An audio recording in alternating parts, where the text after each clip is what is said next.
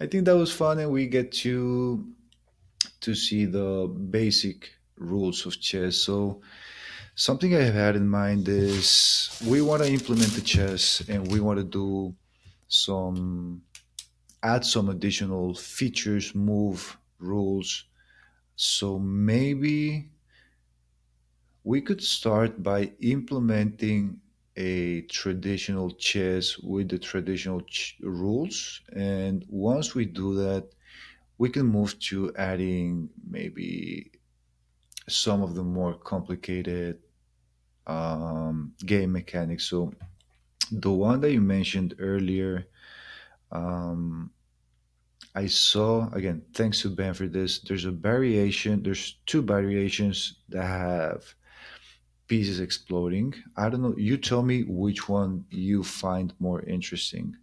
One of them is called atomic chess, and what that means is, let me maybe open up the. I want to have here. Let me.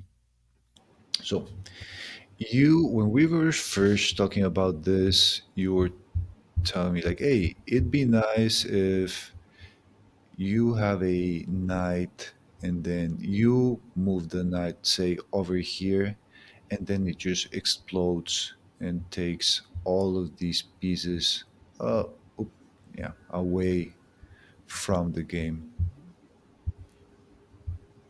Another, this is probably easier by throwing than by moving the chess pieces. But the idea is, let me refresh this again and maybe set up a more normal I position. guess my The idea yeah. with this, please. Oh no, keep going.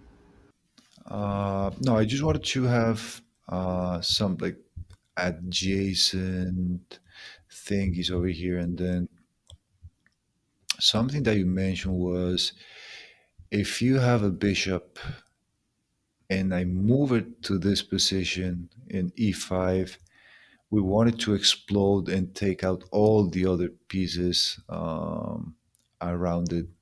So it would get rid of the two pawns that we have. It would get rid of the thing, and then it would explode itself. I don't know how to make pieces disappear. Let's pretend that that was an explosion. So that's one of the possible mechanics. This, if we're playing the atomic chess, actually, there is a wiki. Oh, they even have. Oh, okay, we can try this next time. Just playing that one.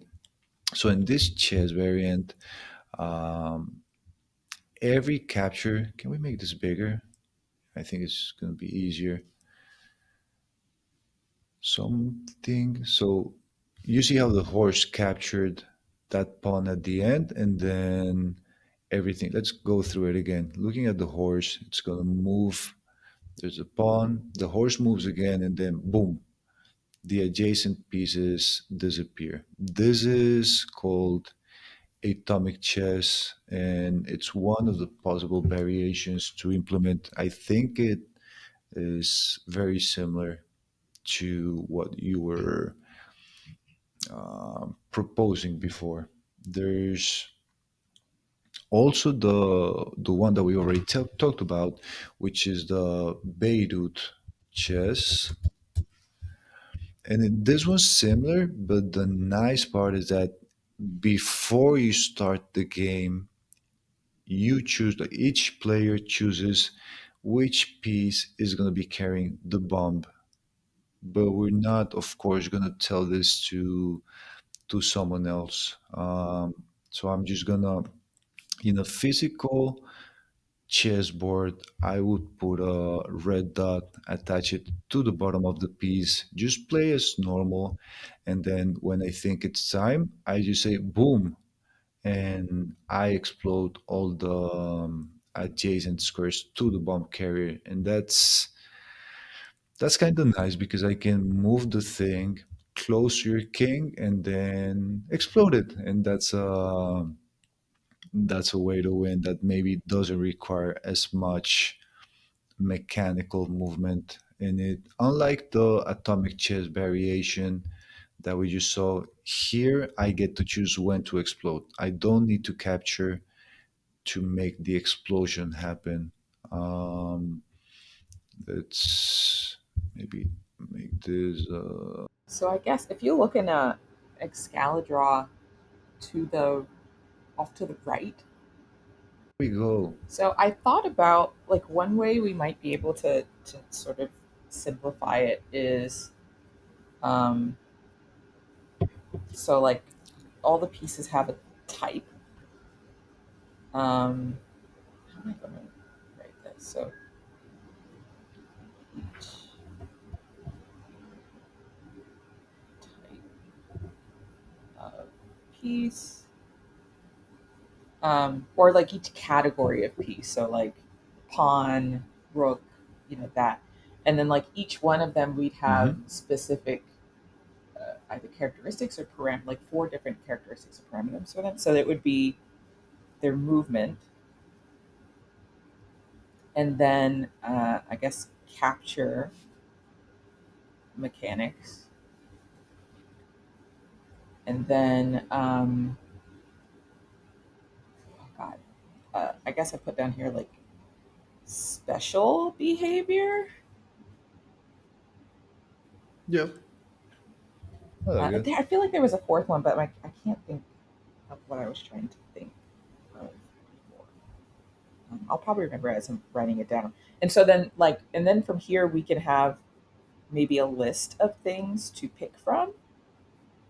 So we can either say diagonal or straight or um, like one direction or not one direction. Or we can say, oh, it can move one space in a plus formation, so it can move front back for but only one space at a time. Or we could say like, oh, it can move in a with the knights an L shape. I don't know how we program that, but L shape or a U shape. Or we can just specify just a bunch of different types of movements. And then we can say like, oh, it Yep.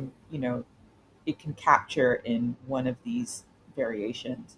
And then we'd also have like, if you want, like you don't have to pick special behavior, but you could say like special behavior like explosion, or it can charm enemy pieces under certain behaviors. And then like either people can pick from a pre-selected list, and it will just like populate these specific mechanics for each piece. So we'll like have the standard mechanics for like the standard pieces. So we can say I like love standard this. chess, or you have like atomic, all that good stuff. Or people can like select individual things for each type of piece, and they can like save it as a like a unique setup. Um, and that way, like you start the game like with either everything is normal or everything is wild, or maybe like one specific piece is moving in a different way than normal. And that might make it kind of interesting for people to sort of like plug and play just weird big mechanics for their pieces. Or they I completely think switch it it's up and be amazing. like, People can, yeah, they can go and create the mechanics. yeah. And then that might be easier for us because then we can control the mechanics like piece by piece. Or maybe it'll be harder. I don't know. Because if it's if there's a whole bunch of different mechanics, Mm, then so this would be my suggestion idea would be, let's implement the basic standard chess movements because we know how those work. We don't have to think about what the repercussions of having an explosion are going to be. yeah. Let's say, how do pieces interact? So I think I see that we're 10 minutes about to be on time. So I'm thinking we can start by building traditional standard chess. That could be how we begin the next session. And once we have the standard chess, we can go and we will have to implement move. So here, the capture mechanics for standard chess are gonna be the same for all of the pieces. There's not gonna be, I think, special behaviors. Maybe castling counts like a special behavior or something like that, but it's mostly gonna be about implementing the movement, which seems. Oh, I see that we have a new movement. I think that's what I was trying to say. Like we have a Okay. separate parameter for distance than we have for direction hmm or what orientation that they can move in. That makes sense. That makes sense because if we're doing a standard chess, I think I could be wrong, but I think that we only need those two movement columns on the left. We just need to know how does a specific the knight, how does the knight move, and then what's the distance it can move, and from there we can see is this a capture, yes or no, because the capture mechanics in standard chess are there's a small thing with pawns, but for most of it there's no special behaviors. So how does it sound to you if we for the next session get started? We can use the UI that we have over here because we want to be in the but over here. I mean the chess ground demo. Um, we can use that for the UI. We're gonna do some JavaScript in the front end, probably in the back end Mm-hmm. too, just to make things simple. We might get some help from Annie, our colleague, who's very well versed in JavaScript.